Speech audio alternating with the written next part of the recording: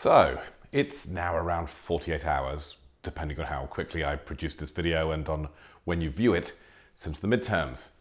And I'm here to answer two questions. Who won them? And does it matter?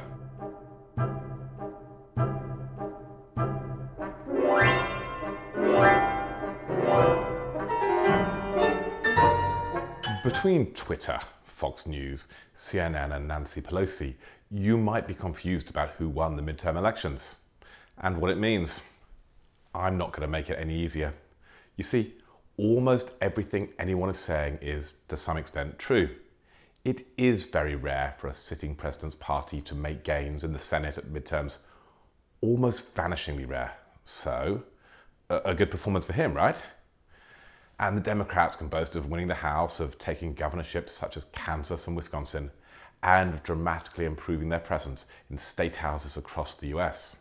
So a good result for them too, yes? From a presidential point of view, keeping the Senate matters. It's the Senate that confirms judges and other appointments. It's the Senate who would vote on impeachment proceedings. And to improve the Senate position by at least 2 states, including gaining the important bellwether of Florida, matters. But apart from Florida, the states the Republicans gained were pretty red. North Dakota is one of the most reliably Republican states in the country. Indiana, not much less so. The Republicans did well to take these states, and Missouri too, but let us not imagine this was some kind of red wave. So, if you look here, you'll see a chart of the percentage vote margin in the various states with elections. Way out on the far end over there are Hawaii, New York, and the like, big Democrat leads. And next to me, here, are the biggest Republican results, Wyoming, Nebraska, and Utah. To me, there are a few interesting things about this chart. Firstly, 2 Senate races had incredibly close Republican victories, Arizona and Florida. Well, that's embarrassing. Since I recorded this piece, it turns out that the Democrats have pulled ahead in Arizona. Secondly, quite a lot of the states where the Republicans did well in the 2016 presidential elections weren't so good this time around. Minnesota nearly voted for President Trump. But in both Senate races, yes, including the one caused by Al Franken joining the Me Too movement, the Democrats won by comfortably more than 20 points. Pennsylvania, Ohio, Michigan and Wisconsin were all Trump Rust Belt states, and they were all comfortable Democratic holds this time around. Now, I'm going to flip the chart for a second. So if you look now, it's showing where the Republicans did better in 2018 than in 2016 and where they did worse. So here, next to me, are the places where they improved their position relative to the Democrats. New Jersey, well, the Democrat candidate was mired in scandal and frankly is lucky not to be incarcerated. Utah, well, Trump didn't do well there in 2016 and Romney is a popular candidate. Mississippi, now that is a genuinely good result for the Republicans. Now look at all these results. Now sure, West Virginia, Montana and North Dakota had incumbents, but Minnesota didn't, nor did Tennessee. Simply, the Democrats did a lot better in these states than they did 2 years earlier. Perhaps though, you're not getting how much better they did. Let's take Wisconsin. In 2016, it was a shock Republican win, with President Trump picking up 1,405,000 votes to take the state. In 2018, the winning Democratic Senate candidate picked up 1,472,000 votes. I flicked through the history books, well, Wikipedia, and I've never seen a midterm win where the vote total was enough to win the state's electoral college votes 2 years earlier. Michigan, Pennsylvania and Ohio were almost extraordinary, with the winning Democrats beating Hillary's count from 2016 and being within a whisker of President Trump's. Simply, Hillary Clinton was a vote drag on the Democrats in the Rust Belt in 2016. But this is just the midterms, right?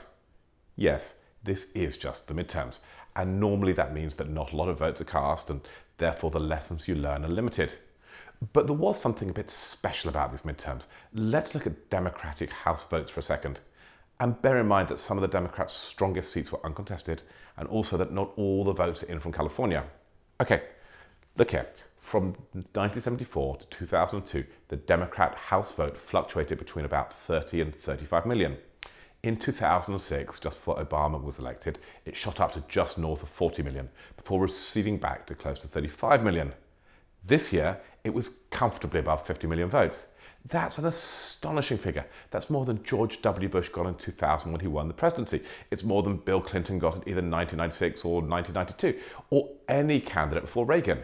Now, sure, the population is bigger and therefore there are more voters, but the scale of the Democratic turnout was astonishing. Is the same true of the Republicans? Let's pull up the chart for them. Well, this is interesting. Yes, it was a record year for them, albeit not a massive one. The Republicans have, unlike the Democrats, been on a steadily improving trend in House elections. But there were 5 previous elections where the Republicans were within about 9 million votes of their 2018 tally, against exactly no years for the Democrats. When you put all this together, the conclusion is pretty clear. The Democrats are, at the moment at least, very motivated and very anti-President Trump. And a particular worry for the president must be that the source of his 2016 victory, Pennsylvania, Ohio, Michigan, and Wisconsin, is the part of the country that has swung most against him. All that being said, this is still the midterms. This is not a presidential year, and there are still 2 more years until the next election.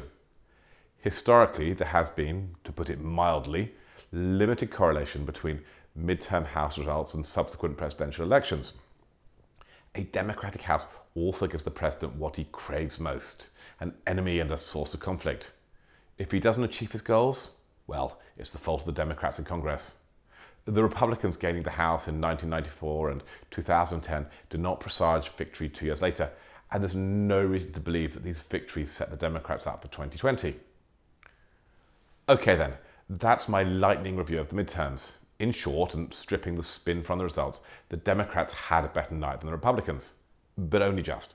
Improving their Senate position was a great result for the president. Does it matter? Probably not. If anything, it marginally improves President Trump's chances in 2020.